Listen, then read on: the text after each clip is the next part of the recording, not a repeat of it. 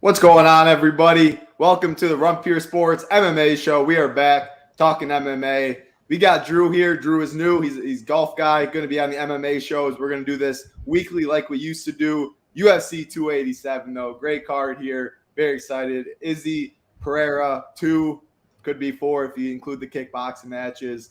Pereira's got his number for sure. 3-0 so far. Some questionable ones in kickboxing. Last fight, Adesanya was on his way to a decision win. Pereira carries that power through, finishes them in round 5. Great fights. We got 13 of them. One interesting thing with pricing is Chase Sherman was supposed to fight Chris Barnett.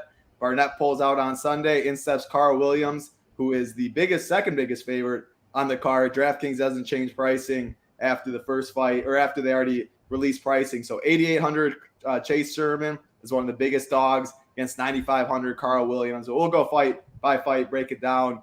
Throw it to you, Drew. What's going on, man? How you doing? Yeah, man. Doing good. I saw the pricing and saw the implied odds. I was like, something's wrong. I messed something up. So, I saw that the guy got pulled and 8,800 goes from a favorite to probably the biggest dog on the slate. So potentially the worst play on the entire slate. I don't care if you guys want to dive into like a 4% owned guy, but it's pretty terrible at 8,800. So, man, happy to be on the show. Appreciate you guys having me. And it's obviously some big contests for UFC this weekend.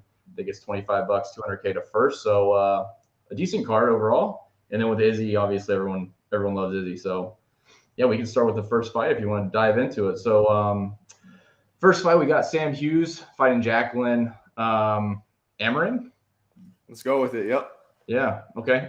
I'll mispronounce some of these names. Yeah. As long as they don't have a ton from the Middle East, we can get probably 90% of them right, but I'll definitely butcher a couple. So Jaqueline has a 70% implied win odds, and we have inside the distance is 52%. So a pretty strong favorite at 9K on DK, and then Sam Hughes at 7,200 implied of 30%. And inside the distance of 14%. So I'll let you kind of break down each of the fights, but I will talk about the ownership and obviously the implied odds, because I think a lot of, at least my decision making, will be going through like ceilings for guys basically 8,200 and up, and then more or less floors for the guys that are cheaper that promote some type of values for your lineups. Because honestly, a win in the first round for a 9K guy is incredibly important. A win in the third round for a 7K guy is probably, as important, but even inside just a decision is just as important for a 7K value. So I'll let you break down this one here. Yeah, this one should be a fun one to kick off the card. The women's division, anytime you get the women's fights, man, the variance is crazy. It's been burning me lately. Dogs are always barking, it feels like. Jaqueline comes in pretty new to MMA, 6-0. She's making her UFC debut. LFA strawweight champion. 5 wins by submission, 1 win by KO, a very dangerous fighter. All of them have been in the first round. Competition hasn't been great, though. So that's what makes this fight very interesting. Now, her Brazilian Jiu-Jitsu is crazy. Second-degree black belt. She's won championships in Brazilian Jiu-Jitsu outside and just in BJJ competitions. And, man, you can tell once she gets it on the mat, it's one-kill Jiu-Jitsu. Her wrestling isn't great. It's all right, but Sam Hughes, the UFC, I think, knows what they're doing in this one. Sam Hughes takedown defense, 47%. If it gets on the mat, you can see a first-round submission, and she's priced at 9K. You look at the fighters that are around her, people are going to go to Joe Pfeiffer, going to go to him more. Nuerdanbieke, Nuerdanbieke, 8.9K, going to go to him more. You go up a little bit. Rosas Jr, 9.1K. I think she's going to get overlooked a little bit in this top range. I think it's kind of spread out in the 9K range, but I think she'll be one of the lower owned fighters. And man, you look at her inside the distance line, plus 105. She has a first round finish outside without a doubt. So I'm definitely going to be overweight on her. She gets it to the mat. I think she wrestles early. It could be over fast. Now for Sam Hughes, she's 2-4 in the UFC. Nothing really stands out about her game. She was a track and field athlete actually in college. Her best attribute is the cardio. And we haven't seen Jaqueline go outside the first round. If Sam Hughes can survive early, who knows what Jaqueline's cardio is going to be. Sam Hughes pushes the pace. Like you said, at 7,200, you don't need a finish win. You can go to decision. 70 points I would live with as Sam Hughes as a dog to kick off the card. I think this fight's going to be underway to start for DFS. Everyone's scared playing women's fights. People are scared playing the first fight of the card. this is a fight I like to target. Jaqueline, I'm going to pick. I think she gets a first round submission. I'm not really buying into Sam Hughes, but live betting as well. I'll be looking to see if Sam Hughes does survive after round one. How does Jaqueline's cardio look? Because Sam Hughes only gets better as the fight goes. So yeah, it's a fun fight and one I'll be overweight on to kick off the card.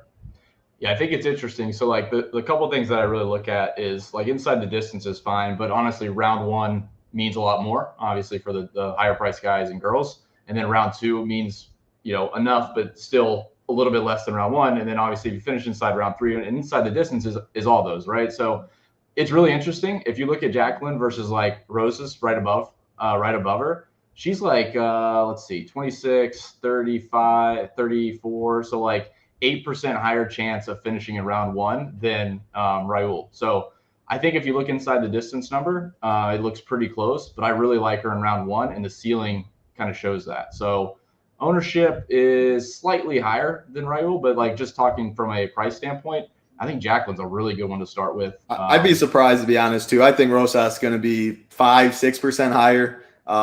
Big name, 18-year-old kid, main card, and people are hesitant playing women's favorites, especially what's happened in the first fight of the night. So I'd be surprised to see that, to be honest, which makes me like her even more. Exactly, yeah. So like I said, inside the distance means something, but honestly, when you break it down, Vegas gives you all kinds of odds, and it's interesting to see some of these fighters how they're split up. And Jaqueline, man, has like the best chance outside of. I think she has the best chance of anybody finishing inside of round one. So she probably has one of the bigger ceilings for a fast finish. Yeah, I totally agree. I like her a lot. I'll be overweight. And then Sam Hughes on the other plan, she's going to be one of the lowest owned fighters on the card. And there's question marks. I mean, 6-0, pretty new to MMA, hasn't been outside the first round, biggest step up in competition, even though Sam Hughes isn't great. It could get dicey if this fight does get outside the first round.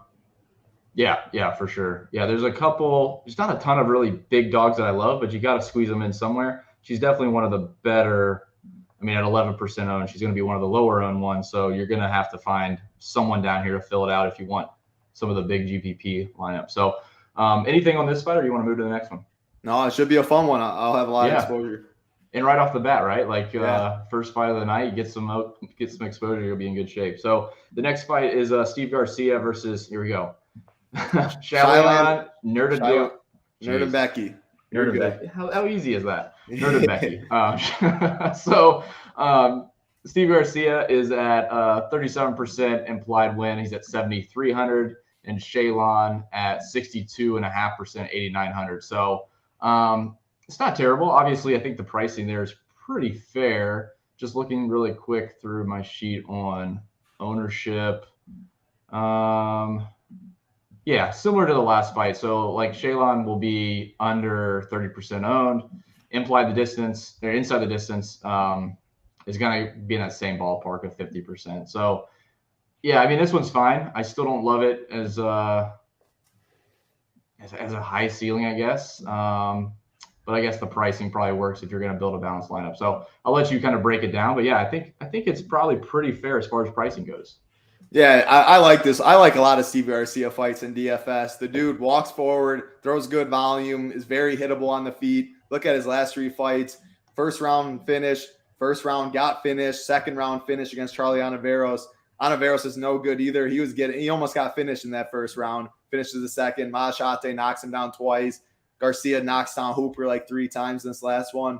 He's a fun striker. He's got power on the feet. I definitely question his durability. One loss by KO and 5 losses, but man, he was hurt badly in the Ontiveros fight, got destroyed a couple times by Meerschaert. I'm concerned with him on the feet. The thing about Shaylon is he can win this fight in multiple ways. He has a bunch of pro experience. You look at his record, 39-10. No one knows for sure if that's his record. A lot of these on the Chinese regional scene, dude's record, no one is sure, but man, he's fought like 8 times in a year, 9 times in a year. The dude likes to fight. You can't look at his last fight. That was the Derek Minner fight where now James Krause is out, all of that, where Minner came in injured. So you can't look at that one. But Shaylon he has a lot of power on the feet. He doesn't throw much volume. When he does land their hooks, he can put Steve Garcia away. But why I like Shaylon and his upside in this one is I think he wrestles.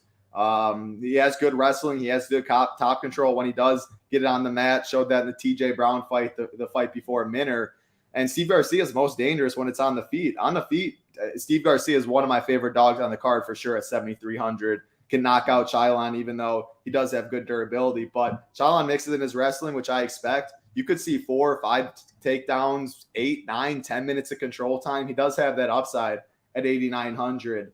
And like you look, 9,600 for Gilbert Burns, 9,500 for Carl Williams. Like there's good favorites up top, big favorites, but we need dogs to come through. Like an 8,900 build and 9K Jaqueline. Like I think you can start the first 2 fights with those favorites. Then you don't have to go dumpster diving as much with dogs. So yeah, these first 2 fights, I will be overweight on to start it off. And I'm a 150 player. I will always say MME is the way to go in MMA. You make one lineup, props to you. But there's like 50-cent contests out there you can max, $100 or $1 contest you can max. A $3.20 entry max is a really good one, and how I write the playbook up for. So definitely an MME is what I recommend in MMA, and I'll be overweight on these first 2 fights. Yeah, just looking through it, I mean, if you're going to take a value play just between those 2, Steve Garcia and Sam Hughes on the fight before, like there's drastic difference in the win probabilities and inside the distance. I mean, again, inside the distance doesn't matter so much for a value, but like Steve Garcia at 23% and it's going to be around 20% owned. So that's a pretty good leverage spot for only 7,300. That could be your cheapest guy if you want to go semi balance, right? Yeah, for sure. Yeah, I'm just looking at like people that are cheaper. Like there's really no one that has upside that's cheaper. Now, again, you don't need the upside, but maybe Santiago, which we'll get to, looks like going to be the next chalkiest, going to be the chalkiest value. So yeah, let's go ahead into the next fight if you're good with that one. Yep. All right, so we're going Trey Ogden versus Ignacio Bahamondes. I think I got that one right. Yep. So did I get it wrong? No, you got it right. Bahamondes, right. Yeah. All right. So pretty good favorite here. So Bahamondes 9,400 versus Trey Ogden. It's interesting. So like from inside the distance is actually less than Jaqueline and Rosas. That's down there at 9K and 9,100. So 75% win probability, and you're looking at about 31% ownership. 25% ownership. And then you got Santiago, Ignacio. Fighting Trey Ogden, and he is at 25%. So not terrible. Honestly, not at 6,800. He's probably one of the better values that we've seen on a slate. I think the last couple we've seen at like 6,900 have been down there like 15% implied win. So going to carry a good bit of ownership. So I'm not sure I really like Trey Ogden very much. I think I got him at 14%, something like that. I don't really think – I do my own ownership. Really, I mean, I play every week. I look at some stuff across the industry, but I'd be surprised. I think he'll be like 14, third biggest dog on the card. The line open, I think it was minus 260, minus 280. Now it's minus 350. I'd be surprised to see Ogden get up above 20 personally. Yeah, I got him above 15, but again, that could be skewed a little bit depending on the site. So I aggregate the ownership to try to get a feel. And it looks like a couple have them pretty high, to be honest. And then one site has them pretty low. So we'll call it 15. I'll meet you close in there in the middle. And you can go ahead and break down this fight. I mean, at 6,800, I don't love the numbers that I see for, when you just talked about Steve Garcia and Santiago, which we'll get to. And then obviously Ignacio is a bit expensive with, I don't know about how much upside unless it's a fast fight. Yeah, and while we're talking ownership and talking like that, like you tell me 24% Ogden, I'll probably have 0 in 150. You tell me 14, 15%, that's a huge difference. That's why we're discussing ownership like that. Yeah. Ownership is very, very important in the most volatile sport out there for DFS. So, yeah, I don't think this fight gets too much ownership, and rightfully so. I agree with that. I mean, Bahamondes, so he was supposed to fight Nicholas Mata on this card. Trey Ogden was supposed to fight a couple weeks ago against Manuel Torres. Torres couldn't weigh in, so Ogden has to cut weight again. He did make weight today. Bahamondes stays on the card, fights Trey Ogden. I'm looking at this as a clash of styles. Bahamondes all day on the feet. He's very long. He has a 3-inch height advantage in this one, a 5-inch reach advantage, throws a bunch of volume. He's getting better every single fight. Still only 25 years old. Whereas Trey Ogden, he's 16-5. 11 of his 16 wins have come by submission. And I think he gets pieced apart at range. I think he's going to have to try and mix in takedowns. Bahamondes has stuffed 15-16 in the UFC thus far. Takedown defense looks pretty solid. But man, at 6,800, like at 14%, if he was that, yeah, I'll definitely have a little Trey Ogden that way. I like Trey Ogden more if I have to pick than Bahamondes because 9,400, we talked about like 9,500 Carl Williams. We'll get to him. Big wrestling upside. Gilbert Burns, big wrestling upside. You go a little bit. Jaqueline, Nuerdanbieke that are 400, 500 cheaper with the wrestling upside. Rosas Jr., like he's one guy that is going to stay on the feet. Pretty much needs a first round knockout, a late second round knockout with a lot of volume would get the job done. But decision, third round finish would probably be pretty hard to get on the winner. Now, like you said, 25%, something around there, I think, where these other guys will be 30, 35. So that's the case. He'll be one of the lower owned in the top range. But if I'm only making a couple lineups, I'm not getting to Bahamondes. Trey Ogden, I think Bahamondes wins. I think he does stuff the takedowns. I think he does keep it on the feet. Maybe a decision, maybe a late finish. But his fight, I'm not going to have too much exposure to. Hoping Bahamondes wins a decision. Probably will have, compared to the field, I'll have more Trey Ogden than I will Bahamondes. Yeah, that's fair. Yeah, it doesn't look great from an upside standpoint. I mean, Bahamondes is definitely going to be the lowest owned of this top bunch, but it's not by much. I guess Lupita, which we'll get to here next, will be the lowest owned, but there's not a ton. I mean, you could probably match the field on a couple people in the field, or a couple people in this on this slate, and he's probably one that I would probably match the field at best. I wouldn't go overweight. No additional thoughts, I don't think, on Ogden. Like, he's just one of those, like, if you're like in an MMA pool, I mean, are you ever excluding anybody, or are you just like matching the field or slightly underweight at worst? I mean, it seems like a lot of these dogs, you just match the field at worst or just under, and 10%, you just see what what your bills look like. Yeah, I mean, I've got burned. I do usually try and make a couple stand. I mean, Big T will pretty much, he'll go down. He'll fade like 8, 9 guys. I'm not even close to that. It's really card dependent for me. Like, I'm definitely not going to fade. I've got burned so much. Like, I faded Hardy a couple weeks ago. Like, when they're 6, 7%, like, it's probably wrong doing so. On this card, probably the only fade I'll really do is Chase Sherman in 150. Yeah. I mean, I ain't getting there. But, yeah, on a 13-fight card, like, even 8% Ogden, if he's 14%, like just going 0 and he gets a 72% win, especially when his path to victory is wrestling. And I mean, man, like if he wins, he could put out 85, 90, and I wouldn't be surprised because I don't think he's winning a striking affair. So yeah, some fights I go fade 3 or 4, get more aggressive. Some cards I don't fade anyone. It really depends on that. Maybe Masvidal. We'll get to that later. I think he'll be pretty overowned as well with the name and the price. So maybe 2 fades completely in 150, but yeah, usually not fading too many. Yeah, it's pretty easy this week, obviously, with Chase Sherman, but generally speaking, I'll probably knock out 3, and it's just, a product of the projections that I run. And what stinks though is like you get the dogs that you like that see leverage, and when they don't win and you get the one, like you faded the one dog that does win, then you're always turn off the TV. Yeah, it's brutal. So kudos to T for being able to fade half the field, but it's I try to at least get close to the field on the cheap guys, but the projections won't allow it sometimes, and it is what it is. So Sherman obviously is going to be the worst play on the slate. So we go to the next one. So we got Lupita, aka Lupi Godinez, and she is fighting Cynthia Calvillo, and Lupi is at a 71% implied win odds. Again, I do percentage instead of just like minus 250 or whatever, but it helps my numbers out.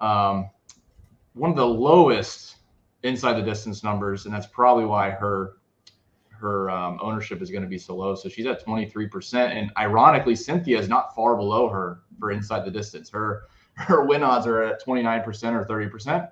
Her inside the distance are like 5% less at 17%. So they're actually really close for trying to finish this fight inside the distance, which is not great for upside, obviously, where Lupi's priced. It does not work out very well. So she's about, let's say 16, 17. Let's check it again. 16, 17% for both of them, actually. So I don't know. This doesn't seem like a fight I would probably target on either side. Cynthia, I mean, if the favorite is not likely to finish inside the distance, I don't see a lot of upside for the underdog to do a ton of damage. I guess for a decision, maybe it makes it closer than the actual win odds, but you don't see that very often, man. Mostly, I mean, at 71% win odds and you're at 50% implied or inside the distance, it's pretty close. And you're down there at 23%. That's not great. So it doesn't look like she does anything as far as like wrestling or standing on her feet. It looks like it's pretty balanced. So I'll let you take it from there. Yeah, I mean, so Lupi is a primary wrestler, averages 4.54 takedowns per 15 minutes. She definitely has upside, but man, she's coming off a fight against Angela Hill where she shot for 3 takedowns. She was 1 for 3. Clear advantage. Lupi, the wrestler, Angela Hill, the striker, and she just fought the worst game plan of all time. It's impossible to know what she's going to do in this one. And at 9,200, I need to know. She's going to put on the wrestling shoes. She's going to shoot for 12 takedowns. But the problem is Cynthia Calvillo is also a solid wrestler too. So I think it kind of negates itself. I do think Lupi's a better wrestler. I think she can have some success with takedowns. And if you're making a case for, 15% owned, by far the lowest in the 9K range. Even in a decision, like if she dominates the wrestling, you could see 4 or 5 takedowns, 10 minutes of control time. She's had fights like that, but I don't think that's the most likely outcome. If you're only playing 5, 10, even 15 lineups, I probably don't get to her. And as far as Calvillo, man, I don't really like her as well. I mean, at 7K, I guess I prefer her more than Lupi because if she wins and scores 68, you don't love 68 by any means, but if she's the only dog to come through at 7K, that can be on the optimal, whereas you want 100 plus from Lupi in that 9K range. So not a fight I really like. I like other dogs more than Cynthia, like my other favorites more than Lupi. But at the end of the day, if you told me one of these girls are on the winner, would I be surprised? No, because they both do have wrestling and can mix it in. And if one's just way more dominant than the other, that's how they get there. But no, you can't play everyone if you're only playing 10, 15 lineups, which probably most people are doing here. Fading this fight's not the worst thing. Yeah, this is one of the few that's strikingly obvious on the inside the distance where, again, I really try to focus on round ones for a 9K fighter. But if you're going to cut someone from your pool, Lupi would be a prime candidate. She's still going to get ownership because she's 9,200. I think Calvillo's fine. I mean, if you're going to play, you got to play some dogs, especially in 150. And she's definitely not my favorite dog, but she's not terrible as far as what potentially could happen. But I think Lupi, even in the best case scenario, like you're mentioning wrestling, I mean, as far as takedowns and control time, I feel like the other fighters have a much better chance of getting, a submission in round 1 where the ceiling is so much higher than her. So she's an easy one for me to actually exclude completely.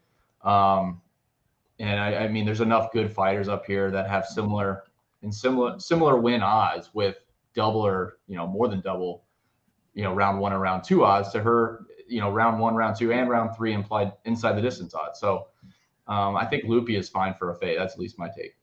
Yeah, no, it makes her best, to be honest with her. When I play, I won't be fading her because I know she does have 100.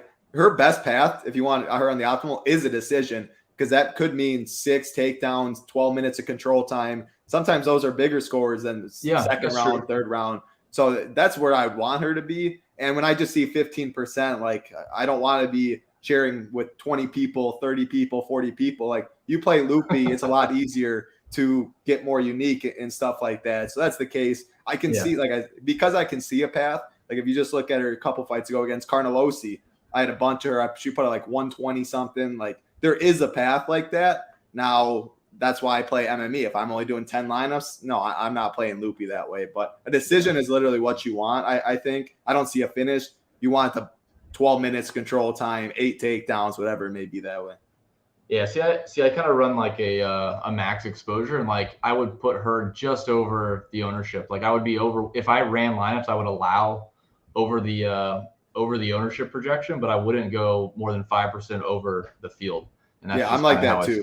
Yeah, I set min max more than numbers. Yeah, for sure. Exactly. Yeah. So she's just one of those where, based on my numbers, I wouldn't mind excluding her, but I would keep her in and I would probably cap it at 20%, and I would try not to go over that, assuming she comes in at 15. So, all right, let's go to the next fight. It is Carl Williams versus Chase Sherman. We might not have to spend too much time here, obviously, with Sherman's opponent getting scratched, and we bring in Carl Williams, who significant favorite, the biggest favorite on the slate, and Chase Sherman, the highest priced dog by about $2,000. So I mean, if you want to say Chase Sherman's 4% owned and you can take some leverage, you can go for it.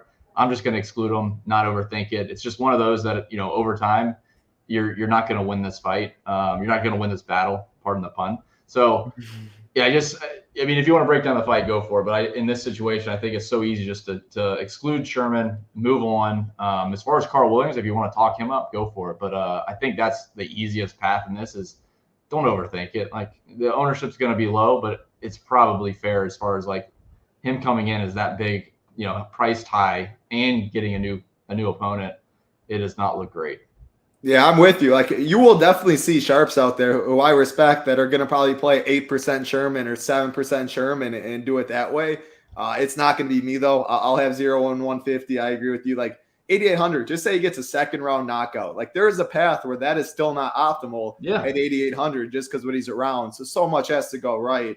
Then when you look at the stylistic matchup, Carl Williams is a wrestler. If you look at the Contender Series fight, he fought Jimmy Lawson, one of the best wrestlers out of Penn State, just a complete stud outside the MMA, just talking pure wrestling. And Williams took him down 3 times, controlled him for 12 minutes. Then he fought about a month ago against Luis Bresky, took him down 8 times, bunch of control time for 10 minutes there. Chase Sherman, I mean, he's been in and out of the UFC. His biggest weakness always is not great takedown defense, nothing to offer off his back. I mean, it's just a recipe for disaster for Chase Sherman. So 9,500 Carl Williams is all the upside in the world, even in the decision. If he doesn't get the finish, you could be looking just like that Bresky performance, 8 takedowns, 10 minutes of control time. Probably not even 8 takedowns. I'm not sure Chase Sherman can get up that much. But yeah, like Joey Works said, Carl just fought 3 weeks ago. Yeah, it was against Luis Bresky. He did. I'm not going to say like he didn't look great. He looked pretty tired in the second round. He got a second win, it looks like. But Bresky was gassed too. I mean, when someone's laying on big heavyweights is laying on top of you for that long, the other guy gets tired too. So yeah, I'm not playing any Sherman. I definitely like Carl Williams. Now, would you, if it's cool to like kind of crossfight a bit, the Burns just like $100 more. I mean, if you were going to build 3 lineups, right? Let's just say exclude the 150. Would you be trying to get up the Burns though over Williams, or do you think Williams has that same upside fighting Sherman like that? I think Williams has more upside than Burns, but I also think we could see Williams come in. I got him about 43% owned, 40% owned. Maybe it's like that's where I want the ownership. Like if it's 35 and Burns is 28, give me Williams all day. But I think we could see Burns come in at like 27%, 28%, right? And Carl Williams at like 43%. Now, if that's the case, I mean, just give me that 16% difference right there. But in a vacuum, I like Carl Williams a lot more. I think that I feel way more secure about the takedowns. Chase Sherman's a bum. Jorge Masvidal's not a bum. So, yeah, in a vacuum, definitely Carl Williams over Burns there. But if you're telling me the ownership's 27 to 43, I mean, game theory-wise, I don't know how it's not Burns. Especially when you look at the other side. Chase Sherman's going to be 4%. Jorge's going to be like 25% or something. Yeah, I think the toughest part, I haven't run a ton of lineups, but sometimes it's just the builds that just suck. Like the extra $100 goes so far. Like if you go play Burns and you're like, God, I'm getting a 27% or a 30% dog, and I could go up here and get someone that has actually some upside. And it doesn't seem like much, but 72, like 7,200 to 7,300. Who was that? Hughes to Garcia. Like, I mean, it could be as simple as that. So it's funny how $100 can make a difference. All right, we can jump to the next fight. I think this one's going to be a core, at least for me, for sure. So we got Joe Pfeiffer fighting Gerald Meerschaert. Probably messed that name up. Meerschaert, yeah. Meerschaert. All right. So at 8,700, Pfeiffer has, close to the best odds, but he has the best inside the distance odds. Extremely high favorite for round 1 or round 2 win. He's at 36% to win in round 1. He's at about 59% to win inside of round 2. So including round 1 or round 2. He's going to have some ownership go with him, but at 8,700, he's got to be a guy you build around. So I think he's one that I would definitely be overweight the field. And again, like 8,700, there's too many boxes that he's checking, at least for me. I mean, there's a couple guys right below him or girls right below him, but as far as like upside, if you're going to be close to 60% inside the distance and at that price, he's definitely going to be a guy that I'm going to have. It would be a core in 1 lineup or 3 lineups, certainly in 150. So I'll let you kind of break down the fight or give me your thoughts on that. Yeah, no, I mean, how often do you see inside like 8,700, 7,500, minus 450 to finish, first round, very likely. And you get a clash of styles. Joe Pfeiffer is the striker, wants it on the feet. Gerald Meerschaert wants it on the ground. He needs it on the ground. When it does hit the mat, I mean, GM3, 27 submissions and 35 fights. Dude's always the underdog, always fighting the best of the best. If you want to make a case for GM3 as the underdog, I mean, look at all these guys he's fought. He's fought Chimaev, Ian Heinisch, Makhman Murdov, Stolzfus, Christoph Jocko, Kevin Holland, Jack Hermanson. Like, all of these dudes are not – some of those that Stolzfus and stuff aren't complete studs, but fought very good competition. Whereas you look at Joe Pfeiffer, dude's only 10-2. He has one fight under his belt in the UFC, and that was against Alan Amedovski, who was one of the worst fighters to ever step in the UFC. Joe Pfeiffer's got his big name from Contender Series. The Tuesday was awful. Pfeiffer was the last fight, absolutely dominated,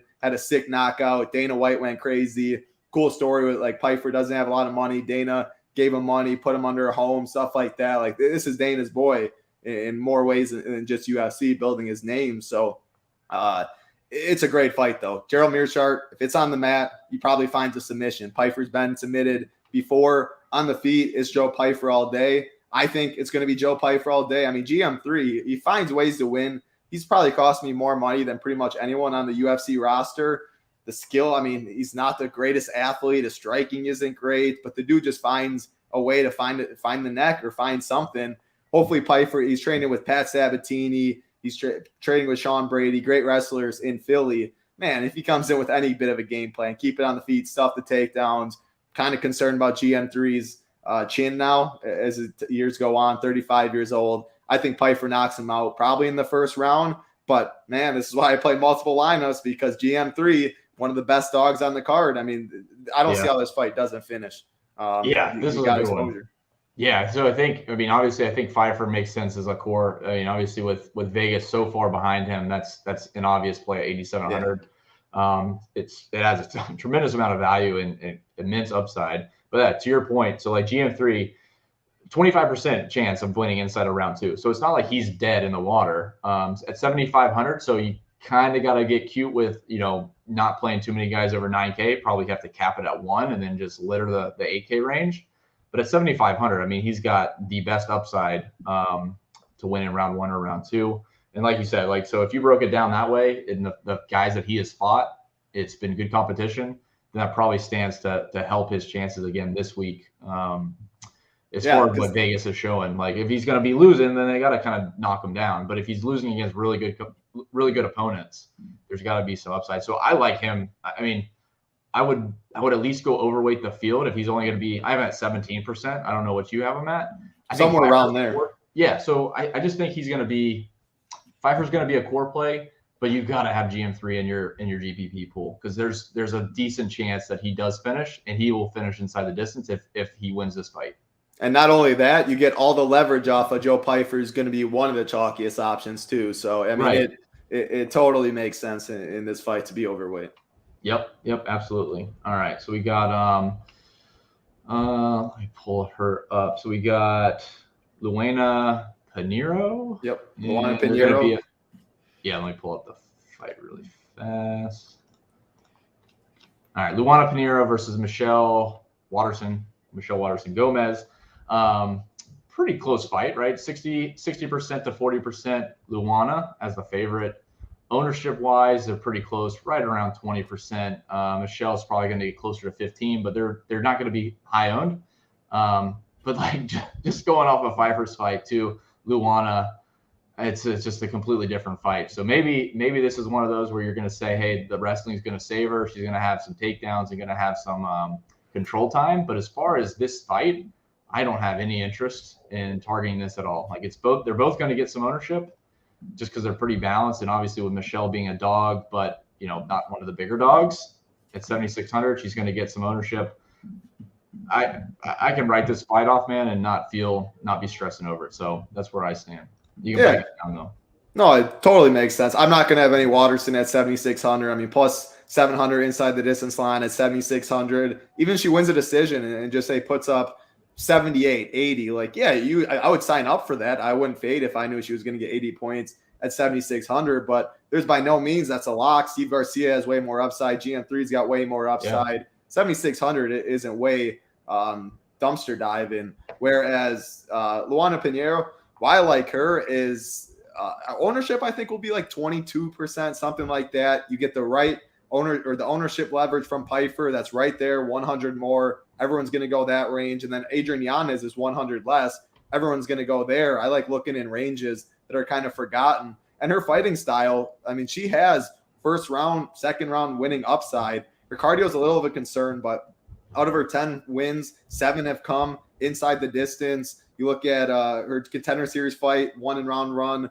Random Marcos, it was a DQ, so that doesn't mean as much. But round 1, look at prior to contender series, round 1 wins as well. She has very good judo, which is why she averaged about 4 takedowns per 15 minutes.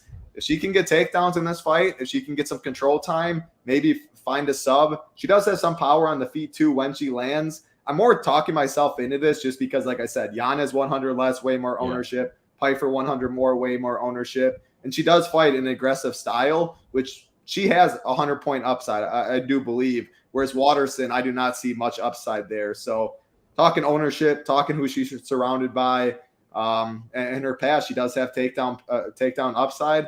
I like it. But, yeah, you're only playing 5 lineups. Probably don't get there.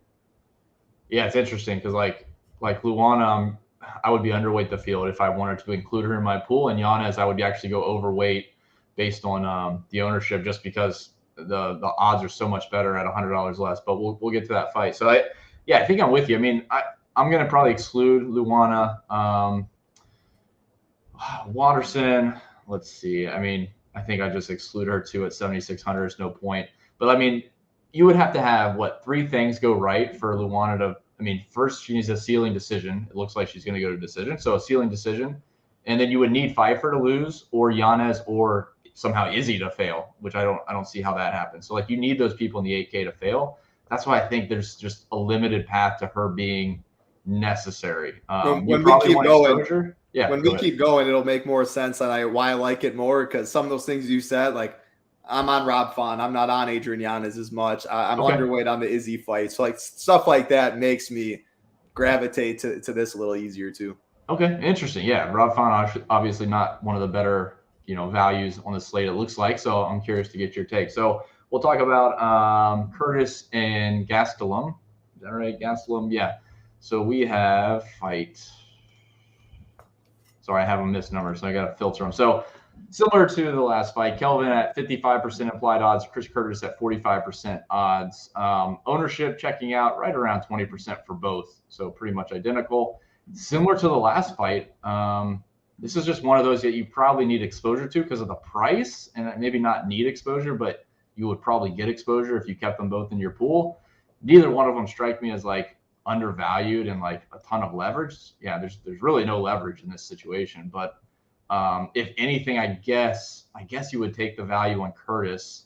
I mean, 45% win odds is really not as bad as when people see a plus number in sports books. But I think if I had to take a stand, I would probably take out Kelvin and then just keep Curtis in there and just keep him as the extra $200 of savings. But I just don't see that there's any significant upside besides just it has to round out your pool somewhere.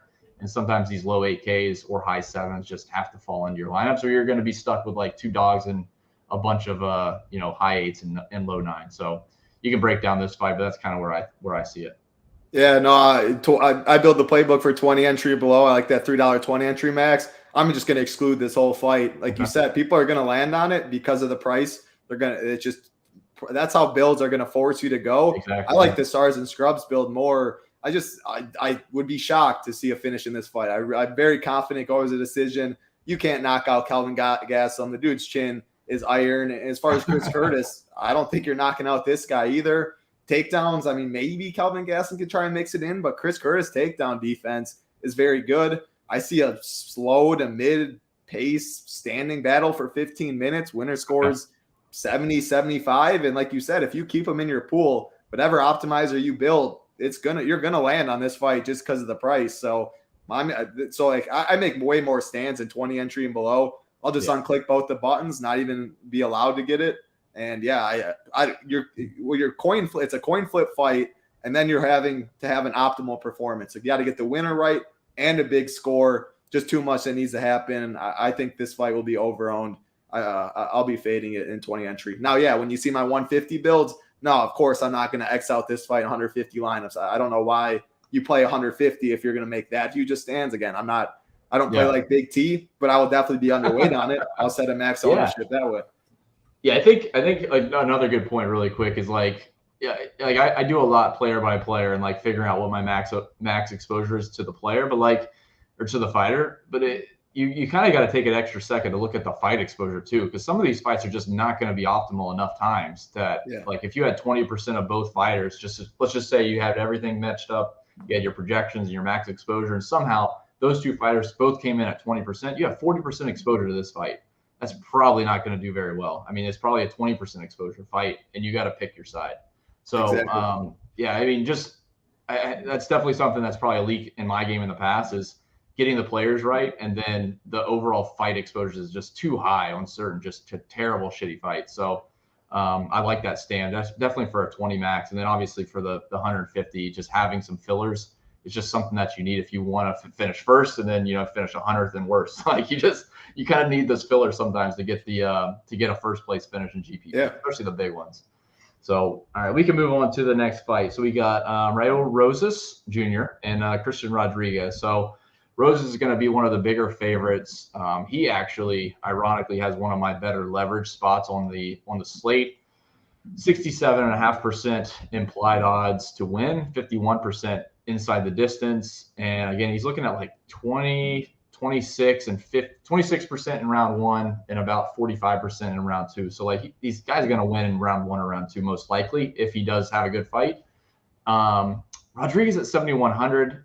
I mean, there's nothing good there. I mean, he still has a 33% chance of winning. So like, just, realistically, he has a 1 in 3 chance of winning, but he's still going to get ownership close to 20%. So he would be a guy that I would just match the field at most and move on. I actually have him lower than the field for my calculation, but I think Rosas is another core guy that I would look to because he looks like at 9,100, he provides, ironically enough, value at 9,100 on this slate, and he has the upside. So, you don't have to stretch up to get to Burns. I think Rosas is actually in a really good spot, at least from a projection standpoint. Ownership is going to be up there. I mean, you just can't fade 30 or 35% on guys that are this big a favorite. So I like Rosas quite a bit. Yeah, he's the 18-year-old phenom. He kicks off the main card. A lot of people salty. This 18-year-old in a second UFC fight gets the main card nod. Some others don't. I mean, man, this kid. You don't see 18-year-olds hyped up like this, minus 250. And Christian Rodriguez is no bum by any means. 25 years old himself, trains with good guys. He's 8-1. His only loss came to Jonathan Pierce in his UFC debut, which was on like 6 days' notice, up a weight class. And he had Jonathan Pierce in bad spots. Pierce is about to fight Bryce Mitchell coming up, which just shows, like, I don't think this Rodriguez guy is bad by any means. I tried to keep talking myself into Christian Rodriguez as a dog play. I was very impressed with him after the Pierce fight. But, man, his last fight against Joshua Weems did not leave a good taste in my mouth. He did get the first-round submission win, but he got taken down 2 times by Weems. He just looked like out of it. I don't really know. It was a blah performance is how I saw it. When you get taken down twice by Weems, Rosas Jr. is going to be over you from the get-go. Just a pure grappler. When he gets it on the mat, he's very strong for being an 18-year-old and for the division. He is big for the division as well. I don't think he can stay at this weight class his whole life once he gets bigger and fills in more. But, man, he's just going to be on your legs, grappling, I think, for 15 minutes until he finds a sub. Rodriguez doesn't have bad BJJ by any means. He definitely has the advantage on the feet. Rosas Jr. does not have very good striking, but if Weems is taking you down, I think Rosas is eventually going to get you down, take your back, transition very well. I think he finds a sub at some point. I like GM3 more as a dog. I like Steve Garcia more as a dog, but if Rodriguez can keep this fight on the feet, I mean, he's going against an 18-year-old who has no striking. It's pretty easy if you want to make cases on talking yourself into a dog play. He'll be a top 5 dogs or top 4 dogs. He'll be one of my top 4, 5 highest owned dogs I will say he was the only one to miss weight by a pound. Really don't love seeing that. But yeah, I think Rosas Jr. probably finds a submission at some point. So let me tangent really quick because I'm always curious on takes on that. So like when you see weight missed, whether it's high or low, I guess low doesn't ever happen, but over. What's your thought process on what's going on with that fighter or how you're perceiving the fight going to go? Like they're not in the same condition that they plan to be. They're going to have to do something like drastic, or they've been trying to do something drastic in the last like month to try to get ready for that weight. What's your thoughts on weight? Because I don't know. I never did Brazilian jiu-jitsu, Brazilian jiu-jitsu, and I never did UFC fighting. So I'm always curious on what your thought is on weigh-ins and like how do you approach it? Like what's the actual value that you see? Yeah, I mean, I haven't done either of those either, so I'm guessing. I mean, many years of watching, listen to a fighter say stuff like that. It's really all case dependent. Like when I see a fighter miss by 4 pounds and they come up on the scales, like it looks like they didn't even really try. Those last pounds of cutting, as everyone says, is the absolute worst. You go through hell. That's when your cardio can fall off the next day. Like you grinded to cut those last pound, half pound, and if people are avoiding that and missing by 4 pounds, it kind of looks planned. Like I know I'm not going to do it. Why put my body through this? And sometimes I give those people a bump. If you miss by 4 pounds and didn't even try to do it, for sure. Now, like today, like Christian Rodriguez, he only missed by 1 pound and he didn't really look great on the scale. So looking at him, I'm like, I don't think he missed on purpose like that. I think he just couldn't cut that extra pound, gave up, already didn't look great. And then I downgrade him a little bit. So it really depends on the situation. A little visual. It's visual. Oh, yeah. A lot of it's a visual for sure. Yeah, that's perfect. No, that makes sense. Yeah, I've always seen like when someone's like overweight and they're like, that doesn't look good. I was like, it sounds good. Yeah. like, no, sometimes it definitely 5 or 6 pounds over. Geez, man. And they let the fight go. I wouldn't want to fight him if I'm a middleweight or something. So, and you can turn it down, but the thing about that, like you're getting 20% of the purse or 30% of their purse.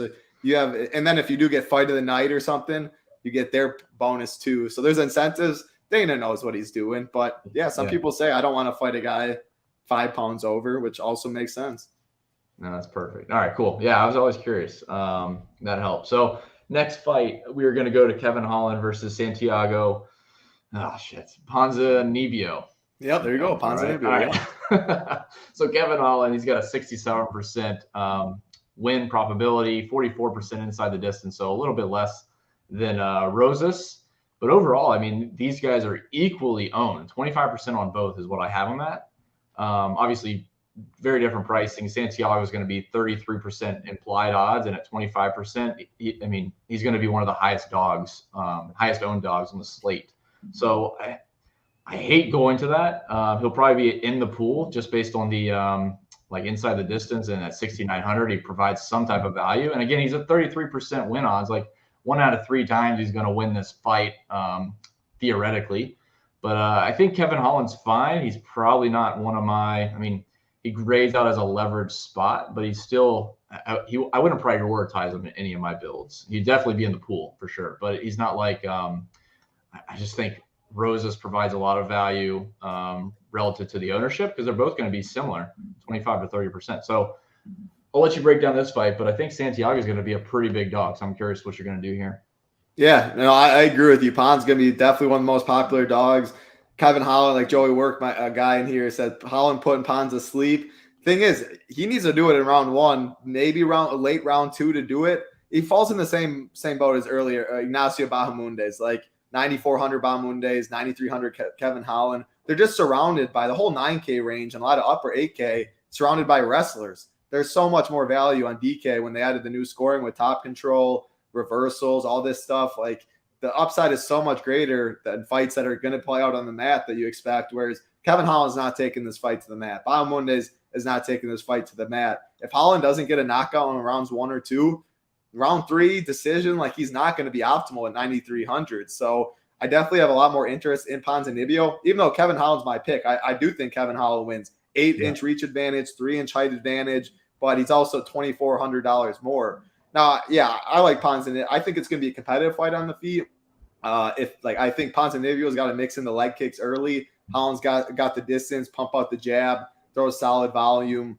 Tyler said in chat, Holland sub. I did see Kevin Holland talking about a sub a little bit. I still think it mainly stays on the feet. I mean, the thing with Kevin Holland is his IQ. It's not even, I don't know if it's IQ. It's just, he's just a showman. Like if you look what his last fight against Wonderboy Thompson, he gets the takedown. He lets up one of the best strikers in the UFC and goes on. The corner has to throw in the towel after round 4 because he's getting his ass beat so bad. Like you get a takedown, that is your path to victory. And he stands him out to get a rouse out of the crowd. So I can never feel confident Kevin Holland's going to wrestle or get a sub. I think it stays on the feet. I like guys around him way more. Find the 100, find a couple hundred for Burns, for Williams, save salary with Pfeiffer, with Jaqueline earlier, with Rosas Jr. So I get the Holland play. I think 25%, like you said, will be one of the lower guys up there. I do think he wins. And as far as Ponz, 25%, I think he loses. I'll be underweight on that probably in GPP since I don't think he wins. If I do play him, that's when you can, why I play Loopy. If I'm going to play the most popular dog, that's why I can mix in a Loopy Godinez at 16%. And you can get a little different that way. So I think Kevin Holland wins, but I won't have much I'll be underweight for sure. And then Ponz, I'll probably be underweight as well. So not as much exposure to this fight. It's not a super exciting fight and definitely doesn't look like a pivotal match for anybody in DFS. So we can move on to the third to last fight. It'll be Rob Font versus Adrian Yanez. I'll break it down really quick and I'll let you take it over because it sounds like I'm on the wrong side of history here. But Adrian Yanez at 62% implied win odds versus 38% for Rob Font. And we're talking about a 43% inside the distance, so not bad. Inside of round 1, 22%. Inside of round 3, about 40%. So looks pretty good on paper. Ownership wise, Yanez is going to be one of the highest owned, like we talked about before. So obviously, really no leverage on that spot. It's just he just fits a lot of builds at 8,500. It's right below the average DK price per fighter, and it just fits a lot of builds. So at 31%, it makes sense. 20% for Rob Font, obviously not a terrible dog, but he's 7,700, which I still find expensive. So I'll let you break this down further. It just seems like Font's in a bad spot as far as the pricing goes, not from a fight aspect. If you're going to get 20% at 7,700, I would want it closer to a 45%, or we've seen 45% win odds at that price, and we got them under 40. So I'll let you take it from there. Yeah, no, everything you said makes sense. The case, if you're just talking game theory, why you like Font is Yanez is going to be one of the highest owned guys on the slate, but not even talking game theory, just talking fights. I think, Rob, this line is crazy to me. I think this fight, maybe minus 120 Yanez, maybe minus the 130 Yanez, sure. I've never picked against Adrian Yanez, too. I think the guy is very fun, but, man, look who he's been beating. Tony Kelly, not even sure he's with the UFC anymore. I don't think he is. David Grant, solid fighter. It was a split decision win, though. Randy Costa, no longer with the UFC. I don't think Gustavo Lopez is. Victor Rodriguez definitely isn't. He's beating guys that are not very good at all. Huge step up, Rob Font. Who has he fought? Chito Vera last fight. Jose Aldo the fight before. Cody Garbrandt, Marlon Moraes, Ricky Simon. Those are complete studs. So you're giving me a pretty big dog who has fought the best of the best against a guy who is taking a massive step up in competition. This line just does not make sense to me at all. Then when you add in the consideration, Yanez is one of the most popular. Font, maybe half the ownership. Man, I really like Font in this fight. Throw away all of that. I think Font wins this fight. Throws a bunch of volume, 6.3 or 6.38 significant strikes per minute. Yanez throws a lot too, 6.55. But again, look who he's doing that against. The big fight that stood out to me about Adrian Yanez, why I have a lot of confidence in Font, is the Randy Costa fight, where Randy Costa is a very fast starter. Round 1, he was absolutely putting it on Yanez. Yanez was shelled pretty much the whole fight. Costa was beating him up, jab. He had him busted up. Costa falls off after round 1 like he always does. Rob Font is not falling off a cliff. I think that jab will be money all day for Font. He has good movement on the feet. I just don't know if Yanez is going to be able to get going in this one. If Font jabs in his face the whole time, not sure Yanez can get it off his own stuff. Just give me the step down in competition compared to the step up in competition, compared to the odds. Look at the ownership. The one big thing, and if you're on Yanez, and it would totally make sense, and why the line, I wouldn't say Font maybe shouldn't be a favorite. Maybe 120 Yanez would make some sense. The durability is night and day. Yanez hits like a truck. Font doesn't have much power. He'll jab you to death, but he can get 120 significant strikes in 3 rounds, no doubt. but the durability for sure. Font, he had great durability until the last couple fights. Aldo broke him down. Chito Vera dropped him multiple times. I'm definitely concerned about the chin. Yanez has knockout power, no doubt. If Yanez knocks out Rob Font, would I be shocked? No, but at this odds, at this ownership and all that, I think Font just puts on a jabbing clinic, volume clinic, stay safe, and I think he can win a unanimous decision. So, yeah, give me Rob Font in this one. Yanez gets hit too much for me at this price. I like the take, yeah. I'll be adding some Rob Font. I'll readjust my Vegas odds to reflect that. That'll probably shift a lot of this around. So, all right, love that. So we'll be taking some Rob Font. We'll just go to the next fight, second to last fight. So we got Gilbert Burns versus Jorge Masvidal. Burns, I mean, this fight to me is, if you could get to Burns, I love it. It's just so tough, especially hand building. No one ever can get up to the highest priced fighter. So Gilbert Burns at 9,600, 78% implied win odds. Inside the distance is 52%, so still not one of the highest inside the distance odds. And he's at 9,600, so there's a lot of leverage there. He's only 25% owned as one of the biggest favorites. He's just, again, it's just tough to get to. At 6,600 for Jorge, I don't love it. I am underweight. He would be an easy one for me to exclude, unless you see otherwise for like a path to a decision, which would be like really the only thing that would might.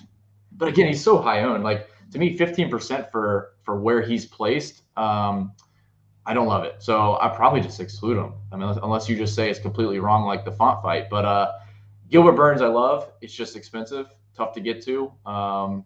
Definitely in the pool. Maybe have to put some minimal exposure if you can try to, if the other favorites or a couple other favorites don't win, you'll have to have them. And obviously mix that with some dogs. But yeah, I think this fight's pretty straightforward. Obviously, there's a lot of leverage on Burns if you can make him work for your lineups. Yeah, and you said 15% Masvidal. I really wouldn't be surprised to see close to 20. I mean, 6,600, 6,600, the name value. And I've seen a lot of people making case for Masvidal this week. For me, how it goes is betting in DFS, it's really easy. Betting, this line does feel wide. Minus 450, minus 500 at some places for Burns. Take the plus 360 on Masvidal. Bet him. I think that is the sharp side there. But for DFS, Gilbert Burns might be 25% owned. Masvidal might be 18, 19, 20% owned. The dude's minus 450. Yeah, I'm fading Chase Sherman at 150. Probably not going to have any Jorge Masvidal either. I'll probably do my two fades on this one. I think he's going to be way over-owned. Now, yes, Masvidal is not a bad fighter by any means. Gilbert Burns, also a very good fighter. It's a high-level matchup. It should be fun. Masvidal, he needs to keep it on the feet. He does have solid takedown defense. He has good striking. Gilbert Burns' chin, I'm not completely sold on. Can Masvidal find a knockout beyond the optimal? Yeah, but I don't think 15 to 20% is even close to what he should be. If he was 7%, yeah, then I'll mix in some Masvidal, but that's not the case at all. I think Gilbert Burns goes to his wrestling. I think he makes it look like the Stephen Wonderboy Thompson fight a couple fights ago. Very good striker he's fighting. He takes him down, controls him, uses his wrestling. Burns does have one kill jiu-jitsu. Masvidal does have very good submission defense. So I say Gilbert Burns by decision. That could be 4 or 5 takedowns, 11 minutes of control time. And yeah, like you said, if you're hand building and you plug in Gilbert Burns, you're not going to have a fun lineup that you're building when you finish it out. It gets tough. That's why ownership's going to be a lot lower than people think up there. I'll get overweight. I'll hope Steve Garcia comes through. I'll hope Sam Hughes comes through. And if Gilbert Burns puts up 120 or how a couple of these upper guys lose, you're going to need Burns. And I have him very under-owned. Masvidal over-owned. That's how I see it, and I think Burns wins. Yeah, 100%. Yeah, I mean, you have to have other things fall in line. Like, if all the favorites win, then Burns doesn't really mean much. I mean, even at 120, it may not mean anything because that means that the dogs didn't win. You can't really fit them in. So, but yeah, I mean, Tyler said, don't bet this washed up guy. No, I'm not. I don't think I've bet Jorge Masvidal in like 4 years. I am not a Masvidal guy. I'm definitely not betting him. But if you have to tell me minus 450 Burns or plus 360 Masvidal or whatever, like that's the side I'm betting. But no, I ain't even going to get that. I think Burns gets it done. Yeah, it's not even like a 5-round fight. Like at 6,600, like you could see value. Like, oh, if it goes 5 rounds, then you might need him if all the favorites look great. But it doesn't seem like all the favorites look, like locks anyway. So it just doesn't set up well for the card, in my opinion. I do not like the Masvidal play even at 6,600. Like, I mean, it's very easy for him to get 12 points and you're pretty much dead in the water. And even in a win, if he got like 50 points or 60 points through a decision, I mean, it's just not ideal. So yeah, Burns obviously if you can get to him. So last fight of the night, Alex Pereira versus Izzy Adesanya. This one's interesting. So when I first pulled it up, obviously Izzy is the favorite. He's 55% to 45%. Inside the distance is a different story, but again, it's a 5-round fight. But I haven't seen this high of inside the distance numbers in a 5-rounder all year. So Pereira is almost 40% inside the distance, which is amazing. So I don't know if something's wrong here or if I pulled something wrong, but No. to me, I have not seen that. It's usually been around like 20 or 15 or 10 even, and everything's going to decision. But it sounds like this fight's going to move pretty quick. It sounds like this fight might actually finish. So curious your take here. Both are going to be 35% owned, so 70% implied, ownership on the fight, and it might be 100% owned fight if A, they go 5 rounds because they're going to rack up scoring, or they're going to finish inside of 5 rounds, which potentially could be massive scoring. So curious your takes here. Yeah, I'm going to be underweight on this fight. I think combined ownership will be 80, could even push 83, 84%. I mean, we're looking the mid-range. Curtis Gastelum, that fight's not very fun. I think people recognize that too. An 8,300, 7,900, like 5-round fight, the names. Like, I just think people jam this fight. I think Pereira is somewhere around 45%. Wouldn't even be surprised if a little higher. Izzy's 38, something like that. And all Izzy fights the past like 7 fights, I've just been underweight. The way Izzy fights is, I mean, he's just a tactician, probably not the right word. You know what I'm saying? He stands at distance. He makes reads. He doesn't overextend himself. He doesn't go for the kill shot. Tries to pick his opponent apart, stay safe. And when someone aggressive, he's not aggressive. And when someone like Alex Pereira is staring you down and trying to walk you down, you're definitely not going to go aggressive and try and do it that way. So if you look at the last fight, Izzy was on his way. He was going to win a decision. He was going to put up about 90 points.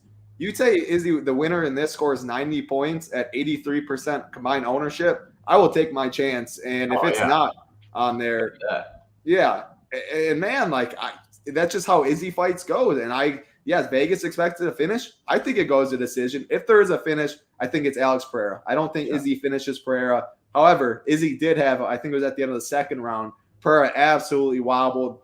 If that wasn't if he didn't get saved by the bell, 15 seconds, 20 seconds, I think Izzy would have finished Pereira. So he definitely can. But I think the likely outcome, I have Izzy in this fight. Everyone's on Pereira. I get it for sure. Izzy was on his way to winning that. I thought Izzy, go back to kickboxing, got robbed in a split decision, standing 7 count before. Like, Pereira's 3-0. I think that number is definitely, you got to look into it a little more. And it makes it easy too. And I think Pereira is going to be the chalkiest fighter on the card. 7,900, you get the $400 savings. I'll have more Izzy than I will Pereira, but I don't love it because Pereira does have the finishing upside, whereas I really don't think Izzy does too much. 8,300, 7,900. I don't like the mid tier this week. I'm going to go mainly stars and scrubs. Hope some of these dogs come through cheap. That's why I like Pfeiffer, GM3, like the 87 range, Yanez fight, font right there. I like that. But man, if you're telling me 80%, somewhere around there combined, the way Izzy fights, I think it stays on the feet. If it goes 25 minutes, I'll take my chances. Yeah, I mean, inside the distance is through 5 rounds, so it's not quite apples to apples to the other fighters, but it is really fishy on like seeing that high of a number on Pereira, who's the dog in the overall fight, which is odd. You don't see that very often. So, I don't mind that take. So underweight on that one. Usually I've been underweight on a lot of the 5-round fights, but it's because the favorite's been like 9,400, and if that goes to a decision, it doesn't always pan out, especially if it's a slow fight. It doesn't have a lot of striking. So, I mean, both of those, like you said, probably going to be owned. I mean, let's see. I got it pretty much. I have it underweight on both, but you could probably match the field, and it's not terrible. But you're saying you're probably just going to be underweight and take your chances that it's slow on Izzy's side. Yeah, I have it somewhere 45% Alex Pereira, 37% Izzy, and that's probably more bullish than a lot of the industry has it. But you said once you're building these lineups, that mid tier is gross this week. Like, people don't want the Gastelum fight either. Like, if people want Carl Williams, if they want Gilbert Burns, they want like the upper tier is definitely sexy. it definitely makes sense going to 8,300 or 7,900 guy in a 5-round fight. I think we can see 85% combined ownership, and at those numbers and just how Izzy fights. And honestly, just looking at the builds, I mean, if you're going to talk through like how some of these builds are, and you're saying like some of the ownership is going to spread a little bit higher on some fighters, like that Pereira ownership could certainly grow, at least from what I see. Like at 35% could certainly get up to 40 or 45%, especially in certain contests, like smaller field contests, because it's 7,900 for that win equity, and to go 5 rounds, they're like, oh, it's a really solid floor. So I imagine Pereira's incredibly owned in cash, incredibly owned in single entry and small field. So, yeah, I mean, if you fade that fight, you have huge leverage. I mean, you're one of 20%, right? Of not playing anyone from here. So, yeah, I like that too. Anything else you want to finish up on this slate? What time does it start tomorrow? 6 p.m. I think. 6 p.m. Eastern. Yeah, 13 fights. Going to be a good one right in Florida. Angel said, "Don't go underweight on Izzy, or you're going to see a new Izzy. Don't go underweight." Yeah, I have Izzy winning the fight. I think Izzy's going to be locked in. Pereira's going to be higher owned. I'll have more Izzy than Pereira. If I match in any of the field, it would be Izzy. I think, like I said, I think he'll be lower owned than Pereira too. And like when I'm doing all this, like I do max, min, stuff like that. I use Saber, but just say you can't always get exactly what you want. Like when your mind, you think it's going to be that. Sometimes I cast someone at 22%. Saber gives me 30. I like everything else. Yeah, I roll with that 30% there. But I do like Izzy in the fight. The mid-tier is tough, though. I don't like the mid-tier as much. I think the Izzy fight's over-owned. I think the Gastelum Curtis fight's over-owned. I'm going to hope one of these cheaper 7K dogs come through. And, yeah, I'll be mixing them all in, probably except Masvidal and Chase Sherman is all I'm hoping. And give me any of the other ones to win, and hope you get the right combination. Yeah, I like it.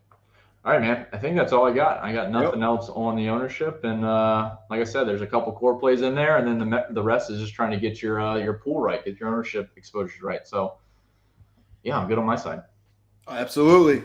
We appreciate all of you hanging out with us. All we ask from you is a like button on this video. Once you do hit the like, big red subscribe button. A lot of people probably watching after live. We did this live. We're going to be doing this show live on Fridays moving forward at 3 p.m. Eastern. So if you can make it, we appreciate it. Otherwise, you can always watch on playback. But we appreciate you guys hanging out. Like, subscribe. Good luck to everybody in your contest. UFC 287. For Drew, I'm Titletown. Good luck, everybody.